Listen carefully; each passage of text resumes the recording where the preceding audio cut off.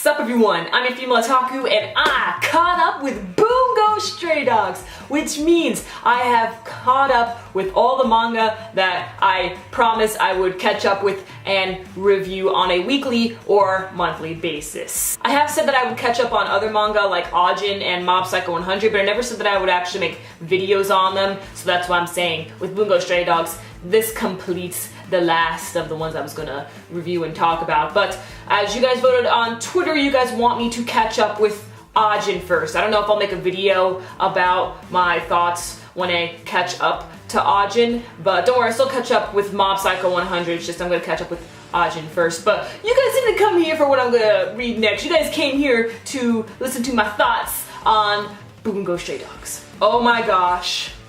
Season 2 is gonna make Season 1 look like utter crap. Honestly, it's the exact same thing like what happened with Noragami. Like, Season 1 was alright. Season 2, jaw-dropping. Hopefully when Season 2 airs, it'll suddenly get like a lot of hype and more people will pick back up with Bungo Stray Dogs, because oh my gosh, you are not prepared. You are not prepared. If you're watching this video just to hear my non-spoiler thoughts on Bungo Stray Dogs, I'm telling you right now, you are not prepared for Season 2. Oh my goodness, Season 2. It's gonna go in immediately. So don't you worry, you don't have to wait long unless if Bones adds some extra comedy in there, which they did do for Season 1, because if you didn't know, after each episode when Season 1 was airing, I would read the chapters that were adapted, and I would try so hard not to read ahead, but it's okay now. Do I think you should read Bungo Stray Dogs? Yes, but if you really like the anime, you like how the anime was with all the comedy and stuff, then it's fine if you want to wait for Season 2, because I know Bones is going to add a little more comedy and a little more extra scenes with Season 2. And the anime original scenes that they added with Season 1, they didn't bother me. I know it's some manga readers that did bother them, but that's just what made me love the anime even more. And the anime, I think, is better than the manga because of the extra comedy that they add, but I know, again, a lot of manga readers don't like that, but it's whatever. But anyway, now I'm here to talk to you manga readers. Let me talk about the first arc that we're gonna be getting into when Season 2 is adapted. So you know, the war. That war was so intense. Oh my gosh. First off, I'm fangasming every single time I meet a new member of the guild, like John Steinbeck, Mark Twain. Oh my gosh, man, I was having muscle spasms and everything. I was like, like, oh my gosh, that was too cool. And then their powers and how they use them, which by the way, I ain't ever gonna eat grapes again. They actually brought up quite a bit of themes with this war arc, because we first had with Kyoka about her being born into the darkness and she cannot leave the darkness. She can try, but ultimately she will fail. Because Kyoka got to experience the light, the happy life with the detective agency, but at the time she wasn't an official member of the detective agency, but still she was very happy to be surrounded by friendly people and not being forced to kill. However, when it's time for a mission, all she can think about is how to take out the enemy. So even though what she's trying to do is good, her methods is rather deadly. And then also this whole thing with her parents, how Kyoka's ability was inherited because her mother had the Demon Snow ability and her mother gave that ability over to Kyoka, asking Demon Snow to protect her. That was so sad. Speaking of very sad backstories, Atsushi. Oh wow, his backstory is way more messed up than I thought.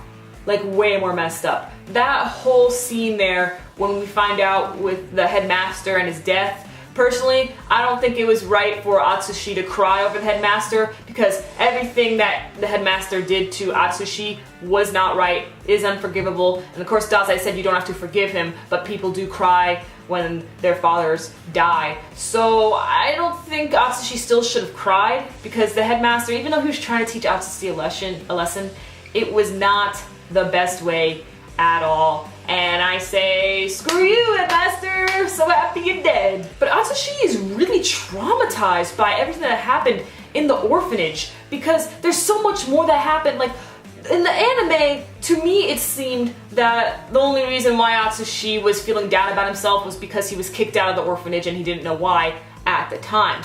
But it's so much more than that. So much more. Like when he was relating to Montgomery, which by the way, Montgomery, I think she's about to beat Akiko for the number 2 best girl spot, because we all know Kyoka's best girl. You cannot top Kyoka. Because like when Atsushi was having his round 2 battle with Akutagawa, there was this mega roast battle. These guys were going at it on each other, not just physically, but verbally. Akutagawa, how badly he wants Dazai's approval, and then Akutagawa's just like, you are so fortunate. You have everything. And Atsushi's just trying to figure out like why Akutagawa is hanging on to Dazai's approval so much. And they just keep on going back and forth. And same with Fitzgerald. He suddenly weaves his way into that battle and he talks about like money and, you know, power and stuff like that, how money is everything. There's just so many themes in that battle. I probably missed something else. I cannot wait for the anime to elaborate on these themes, because oh my gosh, they're just thrown at me like this. It was hard to grasp. Now the reason why Bungo Stray Dogs is such a big part of my channel, like if you type in Bungo Stray Dogs reviews, you'll see that my reviews are like one of the first things to pop up. Like honestly, the reason why is because I am a huge Dazai fangirl. If you did not know already, I already have 2 posters of him. I got one over here and another one that you cannot see. He is my number 3 husbando of all time. Dazai is life. I fangirled so much when I did the episode reviews of season 1, and I have a huge folder filled with a bunch of Dazai screenshots, and people ship me with Dazai and make fan fictions about me and Dazai. So yeah, that Dazai in the manga just, he's everything that I want. He has his sadistic tendencies. He's an utter genius. He could be so incredibly cruel, but he can be so heartwarming and hilarious, and also really dark and evil. Just, it's such a beautiful balance. I love him so much, I can't. And don't get me wrong, Chuya. Oh, Chuya is still fine. Extremely short, but oh, he's so fine. Like when we found out more about Chuya's ability, how his own ability can even destroy him. I just really liked it when we saw Chuya and Dazai team up to fight Steinbeck. That whole scene was totally awesome. And oh my gosh, I forgot. Q. OMG. This kid. I felt so bad for him. I felt so bad for this kid. He was locked up. He's only 13. Locked up because of his incredibly dangerous ability to curse others. And make them go insane and destroy anybody who's around them. You can't tell a friend from an enemy. Just his ability is utterly insane. And I hope we see Q again. What happened to Q anyway? Q's story never got a complete end. What happened? Did I miss something? Because last time I checked, Q was still tied up or something. I don't know. What happened to Q? And then Arc 1 ends with the guild being defeated and separated. Alcott is looking for Fitzgerald and ends up finding him, and they start becoming a team once again, except the other members, like Steinbeck, he created the remnants of the old guild, and they want to take out Fitzgerald. Right now Fitzgerald's plan, he's done with the war, he's just like, I need to get me that book. But that's not all, because we also have another enemy in our midst. Dostoevsky. We'll call him Dosto. Let's call him Dosto for right now, man. I need some sort of nickname because this is too hard to pronounce. Dosto wants to kill Ogai, the leader of Port Mafia. I like him. That whole chapter that we got with Dosto and the other dude who could turn people into jewels was very interesting. It extremely, you know, mind twisting and everything like that. It's pretty hard to keep up. So when they animate that, I really hope they explain everything to the last detail, because you could easily get lost in all that. But Dosto, I need this guy to return back real soon. He is interesting. A real interesting guy. This makes me all question on how season 2 is going to end, because we all know that the first, I'd say 5 or 6 episodes is going to be the war arc. Then they're going to have an episode or 2 of a break, you know, with that whole Kunikita chapter with the bomber and the little girl, and also with Atsushi and his headmaster. They have to adapt that. and add a little bit of Montgomery greatness in there as well. So I expect a 2-episode break, so that'll be like episodes 7 and 8. But then, what about the next 4 episodes after that?